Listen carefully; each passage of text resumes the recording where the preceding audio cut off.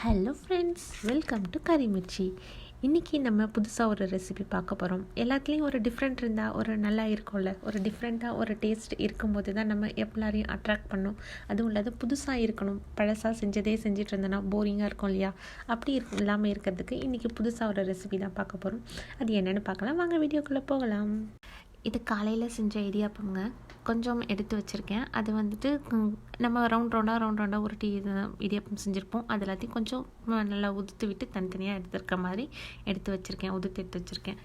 ஒரு கடாயில் வந்துட்டு கொஞ்சமாக ஒரு டேபிள் ஸ்பூன் அளவுக்கு எண்ணெய் சேர்த்துக்கணும்.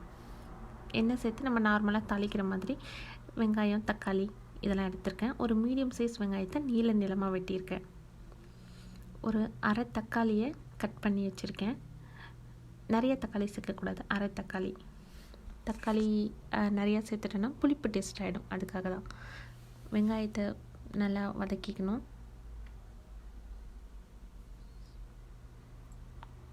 கூடவே தக்காளியும் சேர்த்து கொஞ்சம் வதக்கி எடுத்துடணும்.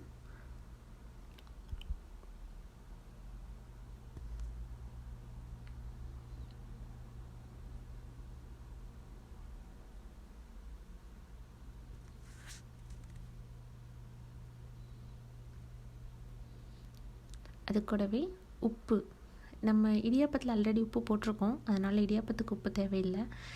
இந்த மசாலாவுக்காக தேவையான அளவுக்கு உப்பு, மிளகாய்த்தூள் ஒரு அரை ஸ்பூன் தனியாத்தூள் இதெல்லாம் சேர்த்து கொஞ்சம் வதக்கிக்கிறோம். கொஞ்சம் வதங்கின பிறகு இஞ்சி பூண்டு விழுதும் போட்டு வதக்கிடுறோம்.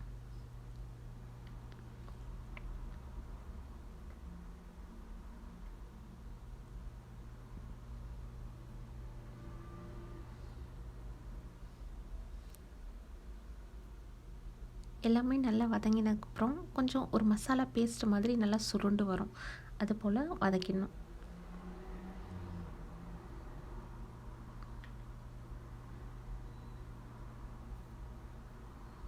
வதக்கிட்ட பிறகு ஒரு முட்டையை நான் உடச்சி ஊற்றிருக்கேன்.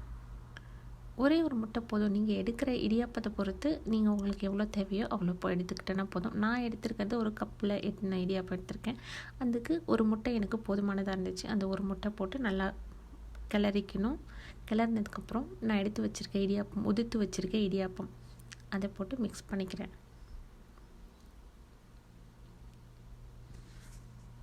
மிக்ஸ் பண்ணி நல்லா ஒரு கிண்டி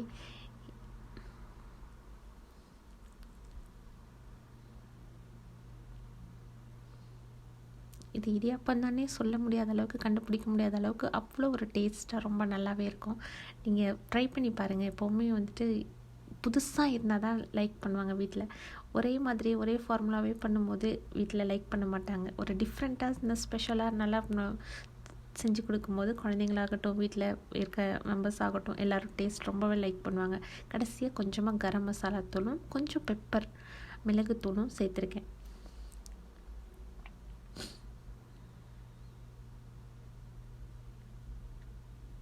அந்த முட்டையோட ஃப்ளேவரும் அந்த மசாலா ப்ளஸ் இடியாப்பம் எல்லாம் சேர்ந்து கலந்து நல்லா ஒரு டிஃப்ரெண்ட்டாக ஒரு டேஸ்ட் நல்லா இருக்கும்.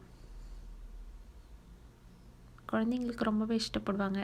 முட்டை ப்ளஸ் இடியாப்பம், அரிசி மாவு ஹெல்த்தியானதும் கூட நல்லா இருக்கும். கடைசியாக கொத்தமல்லி போட்டு இறக்கிட வேண்டியதுதான். ட்ரை பண்ணி பாருங்கள். ட்ரை பண்ணிவிட்டு எப்படி இருந்துச்சுன்னு மறக்காமல் உங்களோட எக்ஸ்பீரியன்ஸ் என்ன அப்படின்னு சொல்லிட்டு ஷேர் பண்ணுங்கள், கமெண்ட் பண்ணுங்கள். இது ரொம்பவே டிஃப்ரெண்ட்டாக டேஸ்டியாக நல்லா இருக்கும். ஹெல்த்தியான ஒரு ரெசிபியும் கூட நல்லாயிருக்கும். என்ஜாய் பண்ணுங்கள். தேங்க்யூ. பாய்.